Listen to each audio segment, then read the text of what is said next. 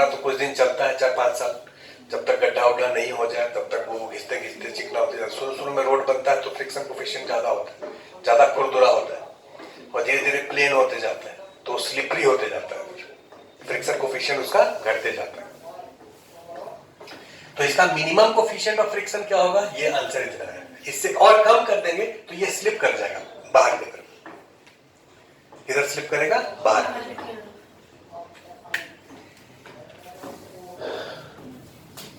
Second method,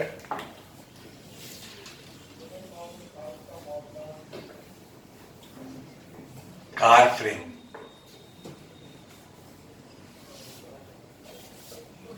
car frame में आप बैठ जाइए, यहां कार में आप बैठे हैं और फिर इस कार का एफवीडी बना रहे हैं। तो कार में बैठ करके कार को जब एफवीडी बनाएंगे तो इस पर कौन कौन सा फोर्स लगेगा, एक तो नॉर्मल और एनजी हो गया और फ्रिक्शन हो गया, ये 3 फोर्स तो हो गया। एक स्यूडो फोर्स लगेगा। ये कार जो है वो कांस्टेंट स्पीड से घूम रहा है, मतलब तुम्हारा फ्रेम कांस्टेंट स्पीड से घूम रहा है। अगर कोई फ्रेम कांस्टेंट स्पीड से घूमता है मतलब उसका एक्सेलरेशन सेंटर की तरफ है, कितने के बराबर, सेंटर की तरफ एक्सेलरेशन कितना है, v²/r। तो स्यूडो फोर्स लगेगा इसका mass into acceleration of frame, mass of block into acceleration of frame. Frame का एक्सेलरेशन कितना होगा, v²/r। इस वाले स्यूडो फोर्स को हम लोग क्या कहते हैं, सेंट्रीफ्यूगल फोर्स। क्या कहते हैं,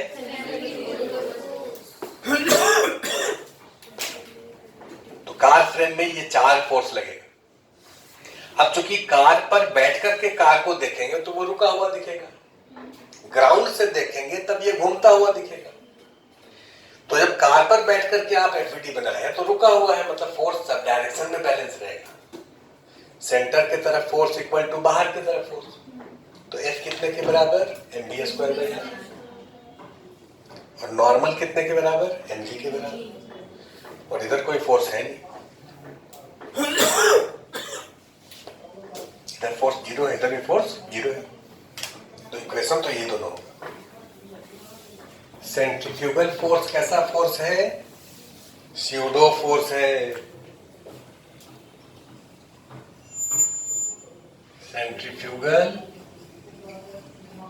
फोर्स कैसा फोर्स है, स्यूडो फोर्स।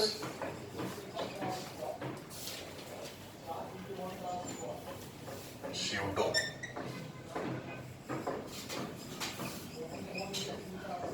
ये स्यूडो फोर्स है। क्या सेंट्रीफ्यूगल फोर्स ग्राउंड फ्रेम में आप लगाएंगे, नहीं लगाएंगे, क्योंकि ग्राउंड फ्रेम में स्यूडो फोर्स नहीं लगता है। ये कार फ्रेम में ही आप लगा सकते हैं, या कोई भी रोटेटिंग फ्रेम में आप लगा सकते हैं। कोई ऐसा फ्रेम जो कि रोटेट कर रहा है तो उस फ्रेम से अगर किसी दूसरे बॉडी को देखेंगे तो उस पर स्यूडो फोर्स लगेगा। ठीक है,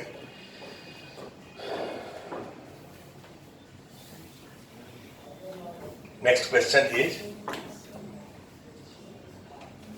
ये कार है जो शुरू में रुका हुआ है, इनिशियली स्पीड इसका 0 है, और ये चलना शुरू किया जिसका टेंजेंशियल एक्सेलरेशन 80, ये 2 मीटर पर सेकेंड स्क्वायर है।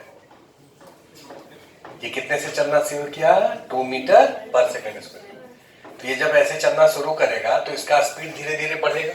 रेडियस गिवन है, इनिशियल स्पीड गिवन है, टेंजेंशियल एक्सेलरेशन गिवन है, इसका फ्रिक्शन कोफिशिएंट म्यू गिवन है। ये कार यहां से जब चलना शुरू करेगा तो धीरे धीरे इसका स्पीड तो इंक्रीज करेगा, बोलो ना। 1 सेकंड बाद स्पीड कितना हो जाएगा, 2, 2 सेकंड बाद 4, 3 सेकंड बाद 6, 4 से तुम्हारा दिमाग यहाँ नहीं इसलिए तुमसे पूछ रहे हैं ना। 4 सेकंड बाद 8, 10 सेकंड, 5 सेकंड बाद 10। तो धीरे धीरे स्पीड बढ़ रहा है ना, तो एक टाइम आएगा कि उसका स्लिपिंग शुरू होगा। कितने टाइम बाद स्लिपिंग शुरू होगा,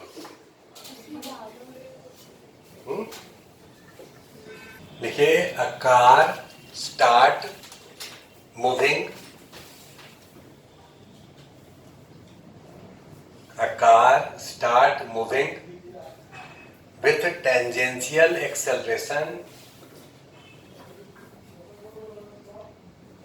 2 meter per second square.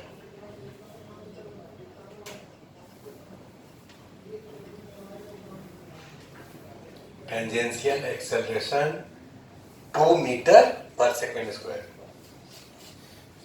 on a horizontal road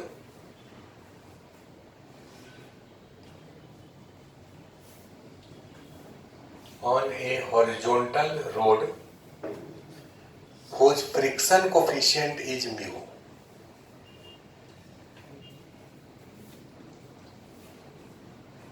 Whose friction coefficient is mu. Find maximum speed of car.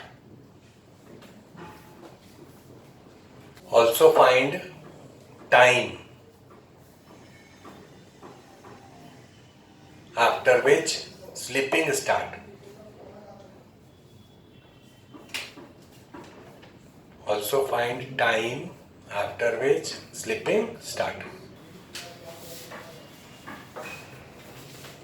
ना दीजिए, बाकी हम सॉल्व कर देंगे. ये कार यहां से चलना शुरू किया, ये जैसे जैसे आगे बढ़ना शुरू किया, किसी टाइम पर सपोज करो यहां पहुंच गया. इस समय इसका स्पीड सपोज भी है. इसका स्पीड क्या है? ये अभी तक ये स्लिप नहीं किया है, तो इसका स्पीड अगर v है, इस समय इसका एफईडी कैसे बनाएंगे? सब लोग एफईडी बनाइए जरा. बोलो नॉर्मल कैसे लिखे? डॉट mg लिखो, mg क्रॉस हो गई. टेंशन लिखो, kx लिखो. अब फ्रिक्शन लगेगा केवल. अब फ्रिक्शन केवल सोच करके लिखो ध्यान से. फ्रिक्शन किधर लगेगा?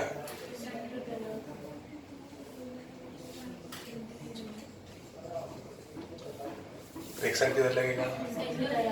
एकदम गलत जवाब है. फ्रिक्शन इधर लगेगा. इस सेंटर से एंगल थीटा पर.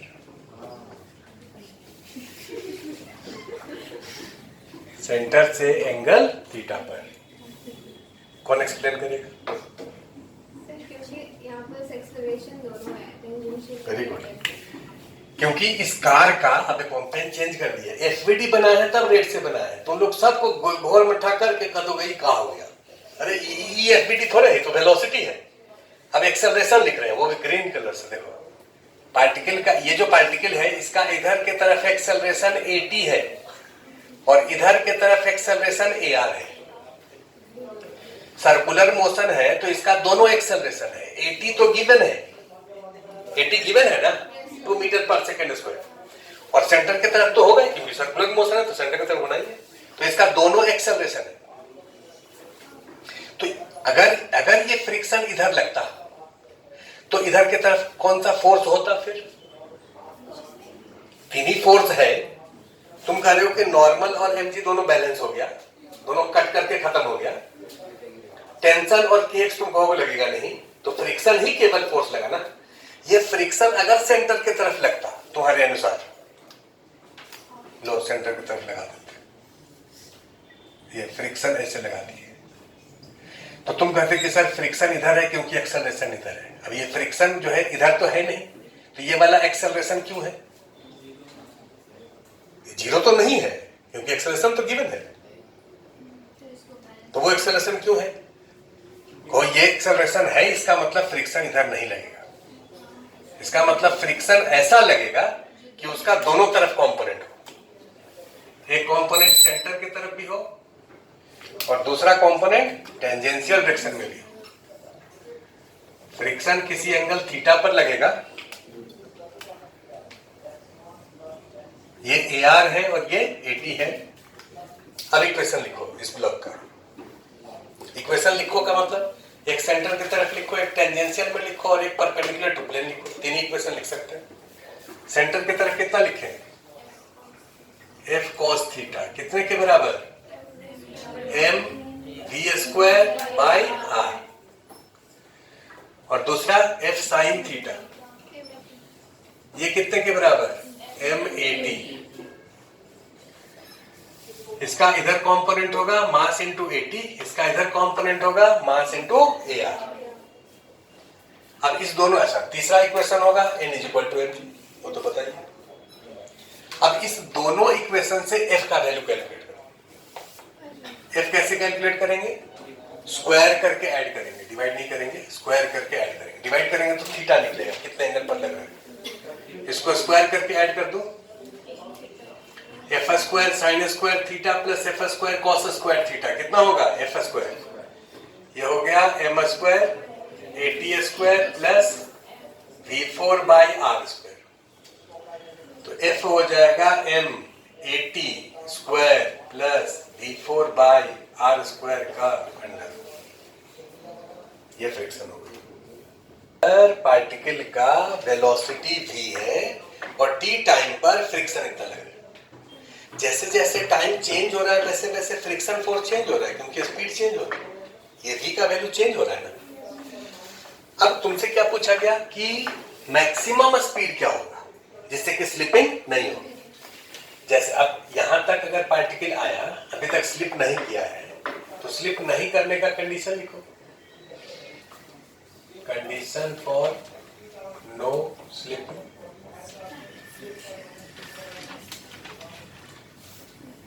स्लिप नहीं करने का कंडीशन क्या होगा, friction less than F max.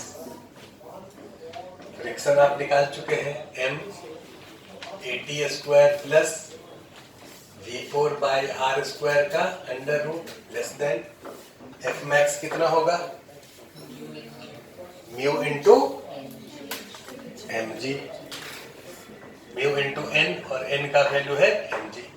M से एम कैंसिल कर दो, दोनों तरफ स्क्वायर कर दो, तो A T square plus we four by are square less than mu square ji square.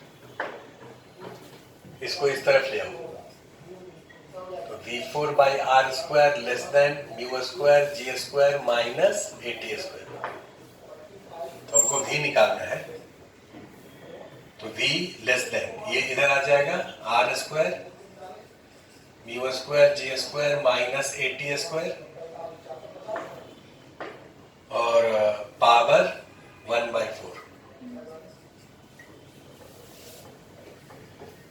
v इससे छोटा है तब तक स्लिपिंग नहीं होगा, ये कंडीशन है नो स्लिपिंग के लिए। मैक्सिमम v कितना होगा,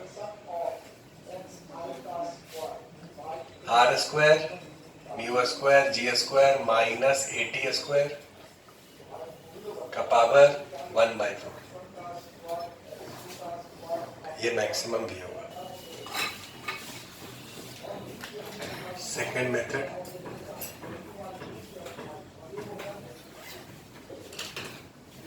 calculation in car frame, FBD in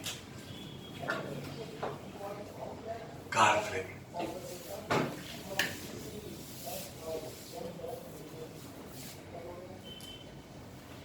car frame में देखो एफवीडी हम तुमको दिखा रहे हैं, डायग्राम पहले यहाँ पे बनाओ, तब कार फ्रेम में एफवीडी दिखाते हैं। कार फ्रेम में एफवीडी बनाना है, आप कार फ्रेम में बैठ जाएंगे, नॉर्मल डॉट होगा, एम जी क्रॉस होगा, यहाँ तक तो ठीक है। फ्रिक्शन हम लोग सबसे लास्ट में लिखते हैं, फ्रिक्शन अभी छोड़ दो, अभी फ्रिक्शन छोड़ दो। बाकी फोर्सेस, जैसे कार फ्रेम में आप बैठे हैं तो कार तो नॉन इनर्शियल फ्रेम है। कार कैसा फ्रेम है, इसका एक्सेलरेशन सेंटर के तरफ है ए आर और टेंजेंशियल डायरेक्शन में है ए टी। तो कार फ्रेम में बैठ करके अगर इस कार का एफवीडी बनाएंगे तो इस पर दो स्यूडो फोर्स लगेगा। एक स्यूडो फोर्स होगा सेंटर से बाहर के तरफ, कितने के बराबर, मास ऑफ ब्लॉक या car into acceleration of frame A R. A R कितने के बराबर, वी स्क्वायर बाई आर। और एक फोर्स लगेगा ऐसे, ये होगा mass of block into acceleration of car. तो इधर की तरफ 80 एक्सेलरेशन है, तो इधर की तरफ स्यूडो फोर्स लगेगा, दो स्यूडो फोर्स लगे। ये जो स्यूडो फोर्स है इसका नाम है सेंट्रीफ्यूगल फोर्स, ये स्पेशल नाम है इसका कि सेंटर से बाहर की तरफ जो स्यूडो फोर्स होता है उसको सेंट्रीफ्यूगल फोर्स कहते हैं। वैसे ही इसका भी कुछ नाम होगा, को वहां है, इसका नाम है कॉरियोलिस फोर्स। कॉरियोलिस फोर्स पूछे कॉरियोलिस फोर्स क्या होता है, तो स्यूडो फोर्स होता है टेंजेंशियल डायरेक्शन में इन सर्कुलर मोशन, और ये क्या है, सेंट्रीफ्यूगल फोर्स।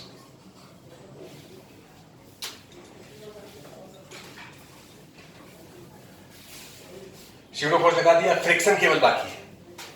अब क्या बाकी है, फ्रिक्शन। फ्रिक्शन किधर लगता है, जिधर स्लिपिंग टेंडेंसी है उसके अपोजिट में। भाई कार पर बैठ करके इसको देख रहे हैं तब तो एक्सेलरेशन इसका नहीं है, ये रुका हुआ है, इसका स्लिपिंग टेंडेंसी लेकिन किधर है। स्लिपिंग टेंडेंसी कैसे चेक करेंगे, ये सरफेस को फ्रिक्शन लेस मान लो, सरफेस को क्या मान लो, फ्रिक्शन लेस। तो ये नॉर्मल और mg तो दोनों वर्टिकल में है, ये बैलेंस है, इसका और इसका रिजल्टेंट किधर होगा, तो सर ऐसे कर दीजिए, ऐसे कर दीजिए, इसका रिजल्टेंट ऐसे हो जाएगा, ये रिजल्टेंट होगा इस दोनों स्यूडो फोर्स का। तो फ्रिक्शन जो है इसका, इस दोनों का इधर अगर रिजल्टेंट है, सरफेस में फ्रिक्शन नहीं है तो इधर की तरफ मूव कर जाएगा ना, चूंकि सरफेस में फ्रिक्शन है तो उसको अपोज करेगा। तो ये जो फ्रिक्शन है वो इस दोनों का जो रिजल्टेंट है उसके अपोजिट डायरेक्शन में रहेगा। बोलो ठीक है, ये एंगल को आप थीटा लेट कर लीजिए। तो ये जो फ्रिक्शन है उसका इधर कंपोनेंट हो गया f cos थीटा, ये कितने के बराबर, mv²/r, और इधर कंपोनेंट हो गया f sin थीटा, ये कितने के बराबर, n80। क्योंकि इस पर बैठ करके देखेंगे तो फोर्स ऑफ डायरेक्शन में बैलेंस होगा, तो टेंजेंशियल में फोर्स को बैलेंस कर दो, नॉर्मल रेडियल में फोर्स को बैलेंस कर दो, तो दो इक्वेशन ये आ गया, और एक इक्वेशन होगा normal equal to mg। Equation तो वैसे ही लिखाएगा, इस दोनों को स्क्वायर करके ऐड करेंगे तो फ्रिक्शन ऐसे लिखाएगा, और friction less than F max होता है नहीं स्लिपिंग होने के लिए, कंडीशन वहां केवल एफपीडी में चेंज हो। या अगर ये दोनों इक्वेशन को आप छोड़ना चाहते हो, डायरेक्ट फ्रिक्शन लिखना चाहते हो, तो ये भी आप कर सकते हो कि देखो भाई इस दोनों का जो रिजल्टेंट है वो इस फ्रिक्शन के बराबर होना चाहिए, क्योंकि बॉडी मूव तो कर नहीं रहा है, स्लिप कर नहीं रहा है, तो इसका और इसका रिजल्टेंट कितने के बराबर, एफ के बराबर। तो एफ को डायरेक्ट तुम कर सकते हो this square plus this square का अंडर रूट, तो डायरेक्ट ये इक्वेशन आ गया। अब फ्रिक्शन के लिए कंडीशन लिख दीजिए, तो केवल एफडी बना लो, बाकी ये लिखने का जरूरत नहीं है। जैसे पिछले क्वेश्चन में ये कांस्टेंट स्पीड से घूम रहा था, तो फ्रिक्शन किधर की तरफ होगा, सेंटर की तरफ। अगर वेरिएबल स्पीड से घूम रहा है तो फ्रिक्शन सेंटर से दूर की तरफ ऐसे होगा, लेकिन फ्रिक्शन तो होगा। अगर सरफेस में फ्रिक्शन ही नहीं है, म्यू का वैल्यू अगर 0 है, तो व्हीकल इसमें रोटेट नहीं कर सकते। अगर ऐसा हो कि कोई फ्लैट रोड है, फ्लैट रोड, और उसका फ्रिक्शन कोफिशिएंट 0 हो गया है, जैसे आगे जो गाड़ी जा रहा था उसका मोबिल इस पर गिर जाए रोड पर, ऐसा हो सकता है। या आगे जो ट्रक जा रहा है उसका जो वो जो पेट्रोल पंप वाला होता है, मोबिल वाला टैंक, वो फट जाए, पूरा रोड पर गिर जाए, तो पीछे से जितना गाड़ी आएगा वो सब स्लिप कर जाएगा, वो सब स्लिप करके कहां चला जाएगा, खाई में। अगर आप हिली एरिया में चल रहे हैं, एक तरफ पहाड़ दूसरे तरफ खाई, तो सब गाड़ी जो है पीछे से आएगा, सब नीचे खाई में गिर जाएगा। तो इस वाले रोड को हम लोग क्या करते हैं कि बैंक कर देते हैं। बैंक करने से होगा ऐसा कि अगर फ्रिक्शन नहीं भी है तब भी पीछे वाला खाई में नहीं गिरेगा, वो उस रोड पर घूम जाएगा, क्योंकि रोड के जब आउटर एज को आप उठा देंगे तो नॉर्मल जो फोर्स है उसका एक कंपोनेंट सेंटर के तरफ हो जाएगा, जो कि सेंट्रीपिटल फोर्स प्रोवाइड कर देगा, तो वो सर्किल में घूम जाएगा। तो इसको हम लोग कहते हैं बैंकिंग ऑफ रोड। हेडिंग लिखिए, बैंकिंग ऑफ रोड का मतलब, सपोज करिए कि ये पहले से एक रोड था और एक ये फ्लैट रोड था पहले, और एक व्हीकल जो है इस फ्लैट रोड पर ऐसे घूम रहा था। तो इस पर जब ऐसे घूम रहा था तो बिना फ्रिक्शन के इस पर नहीं घूमेगा अगर फ्लैट है तो। लेकिन हम क्या किए कि रोड को अब बैंक कर दिए, मतलब इसके आउटर एज को ऐसे उठा दिए, ये हम ऐसे दिखाए हैं। ये जो डायग्राम है इसमें ये क्रॉस सेक्शन बेसिकली इस रोड का क्रॉस सेक्शन है, जो कि हॉरिजॉन्टल से कितना एंगल है, थीटा है। अब ये जो रोड है इसको आप ऐसे मानो, ऐसे करो, स्टेडियम की तरह इमेजिन करो, या मौत का कुआं इमेजिन करो। मौत का कुआं जो होता है उसमें ये इंक्लिनेशन बहुत ज़्यादा होता है और रोड में कम होता है। डिफरेंस सिर्फ इतना ही है, क्योंकि जैसे जैसे रेडियस घटेगा वैसे वैसे इंक्लिनेशन बढ़ाना पड़ेगा। तो मौत का कुआं जो है उसका रेडियस बहुत कम है, 10-20 मीटर है, लेकिन रोड जब होता है तो उसका रेडियस 50-60 मीटर होता है। तो रेडियस बढ़ जाएगा तो उसका बैंकिंग घट जाएगा। तो ये हम इसके क्रॉस सेक्शन को दिखा रहे हैं, ये ऐसे। और एक व्हीकल सपोज करो यहाँ पर है, ये एक व्हीकल है जो कि इस सर्कल में ऐसे घूम रहा है। सर्कल का सेंटर सपोज ये है, ये है सेंटर। जैसे यहां पर अगर घूमेगा ये व्हीकल तो इसका रेडियस कम होगा, जैसे जैसे ये दूर जाएगा वैसे वैसे रेडियस क्या होगा, बढ़ेगा। जैसे रोड जो होता है तो रोड तो 2 लेन 3 लेन 4 लेन 5 लेन 6 लेन 8 लेन तक रोड होता है। तो पहला लेन में अगर कोई घूमेगा व्हीकल तो कम रेडियस में घूमेगा, और जैसे जैसे आगे का लेन होगा वैसे वैसे रेडियस क्या होगा, बढ़ता जाएगा। मौत का कुआं में भी होता है कि नीचे वाला बेस का रेडियस कम होता है, धीरे धीरे ऊपर जाएगा तो रेडियस बढ़ता जाएगा, ऐसे ऐसे होते जाता है। तो अगर ये कोई व्हीकल है जो कि इस लेन में घूम रहा है जिसका रेडियस r है, इसका सेंटर ये है और इसका स्पीड v है, तो स्पीड को हम डॉट से लिख रहे हैं। ये v कांस्टेंट स्पीड से ऐसे घूम रहा है, तो स्पीड को डॉट ही से लिखेंगे ना। अभी क्रॉस सेक्शन में ऐसे दिखाएंगे, ये रोड अभी ऐसे है और व्हीकल यहाँ पर है और ये व्हीकल ऐसे घूम करके ऐसे आ रहा है। तो अब ये व्हीकल जब यहाँ पर है तो इसका स्पीड तो तुम्हारी तरफ है, तो स्पीड का डायरेक्शन इधर दिखा है।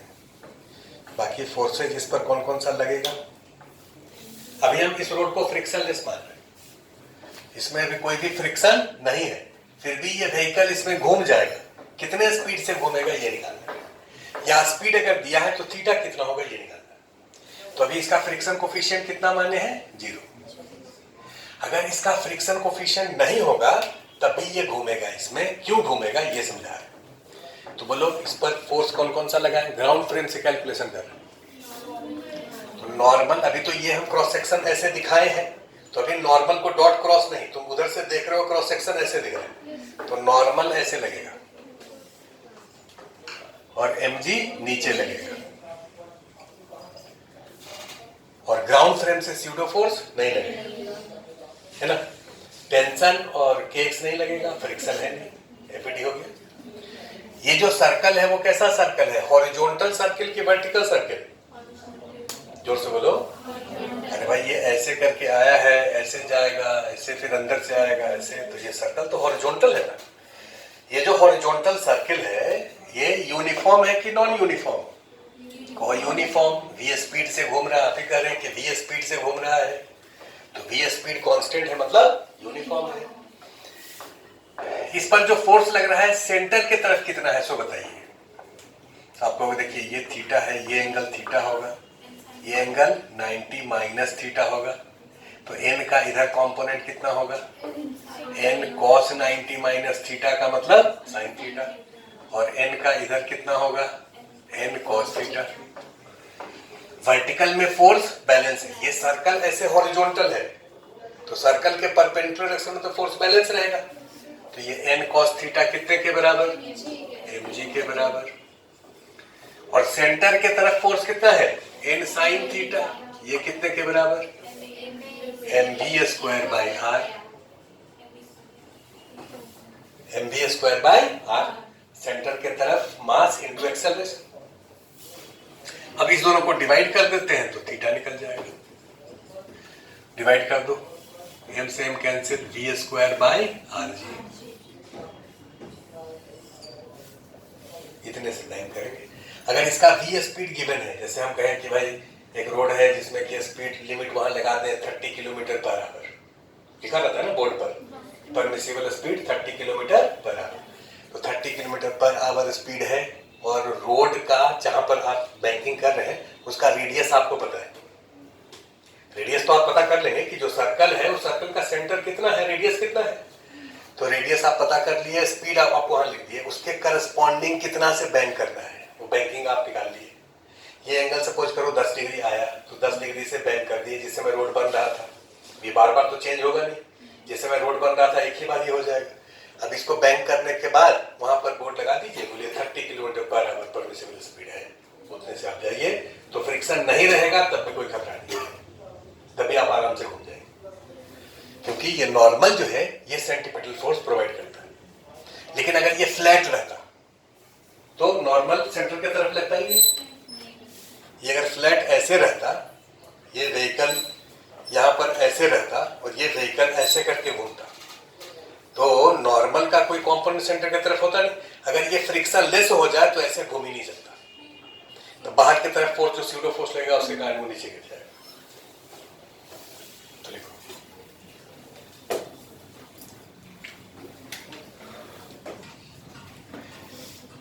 लास्ट क्वेश्चन आज का ये है कि ये जो रोड है, इस रोड का फ्रिक्शन कोफिशिएंट अगर म्यू है, सपोज, अरे भाई बिल्कुल जीरो हो जाए फ्रिक्शन कोफिशिएंट, ये बहुत रेयर केस है। मोबिल फट के गिर जाए तो जीरो हो जाएगा, तो कुछ नहीं कर सकते, लेकिन अदरवाइज फ्रिक्शन कोफिशिएंट कुछ ना कुछ रोड का रहेगा ओवर द ईयर, पूरे साल। फ्रिक्शन कोफिशिएंट गर्मी के दिनों में सबसे ज्यादा होता है और बरसात के दिनों में सबसे कम होता है।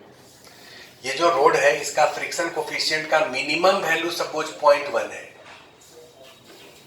मिनिमम वैल्यू कितना है? 0.1 है। तो ये कार का परमिसिबल स्पीड क्या होगा? तब उसके लिए एक रेंज दिया रहेगा कि इसका मैक्सिमम यहां, मिनिमम यहां। बेसिकली एक वैल्यू नहीं दिया रहता है, बेसिकली दिया रहता है रेंज ही, कि 30 से 50 kilometre per hour permissible range. Exact एक वैल्यू होने से मामला गड़बड़ा जाएगा, क्योंकि एग्जैक्ट एक वैल्यू होने पर पहले से कार आ रहा है 70 से, और वो टर्निंग पर जो लिखा है 30, 70 से 30 होते होते एकदम एक ही वैल्यू 30 से कम होगा तब भी स्लिप करेगा, ज्यादा होगा तब भी स्लिप करेगा। तो एग्जैक्ट एक वैल्यू पॉसिबल नहीं है। हमारा सवाल यह है कि अगर इस रोड का फ्रिक्शन कोफिशिएंट म्यू है, तो बताइए कि इस व्हीकल का परमिसिबल स्पीड क्या होगा, मतलब मैक्सिमम स्पीड क्या होगा और मिनिमम स्पीड क्या होगा। देखो, if friction coefficient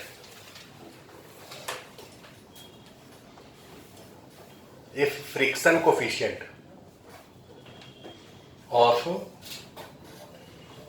banked road is mu,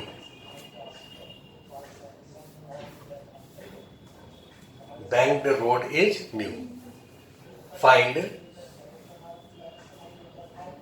minimum and maximum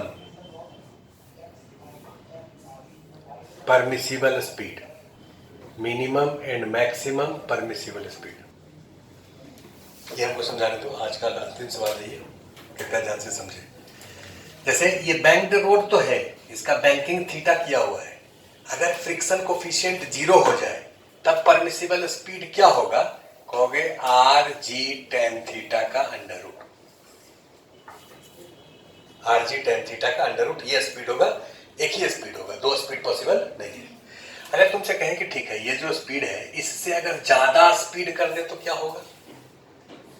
इससे ज्यादा कर दे तो ये जो कार है ये अप द प्लेन स्लिप करेगा, और इससे कम कर दे तो ये car down the plane slip करेगा। इस बात को समझाने के लिए हम जरा पहले सेकंड मेथड तुमको बताते हैं। देखो, सेकंड मेथड किए थे ग्राउंड फ्रेम से, कैलकुलेशन कहां से किए थे? अब इस कार पर बैठ करके कैलकुलेशन करो। Second method, car frame. बोलो, कार पर बैठेंगे तो और कौन कौन सा फोर्स लगेगा? एक स्यूडो फोर्स लगेगा बाहर की तरफ ऐसे। ये जो सर्कल है, इस सर्कल का सेंटर ये है, ये लाइन रेडियस है, और स्यूडो फोर्स इधर लगेगा। कितना? mv² by r। कैलकुलेशन वैसे ही होगा, n का इधर कंपोनेंट हो गया n साइन थीटा कितने के बराबर mv स्क्वायर बाई आर, और n का इधर n cos थीटा कितने के बराबर mg। तो ये दो इक्वेशन लिखा है, tan थीटा इतना हो गया। या तुम ऐसे भी कर सकते हो कि सर ये जो कार है, कार के फ्रेम में कार को देखेंगे तो इस डायरेक्शन में भी तो फोर्स बैलेंस रहेगा, down the plane force balance रहेगा कि नहीं, तो वहां से एक ही इक्वेशन से काम चल जाएगा। बोलो इस mg का कंपोनेंट डाउन द प्लेन क्या होगा, mg साइन थीटा, और mv स्क्वायर बाई आर का कंपोनेंट अप द प्लेन क्या होगा, mv square by r cos theta. क्योंकि ये एंगल थीटा है तो ये एंगल भी क्या होगा, थीटा होगा। तो इसका इधर कंपोनेंट हो गया mv square by r cos theta.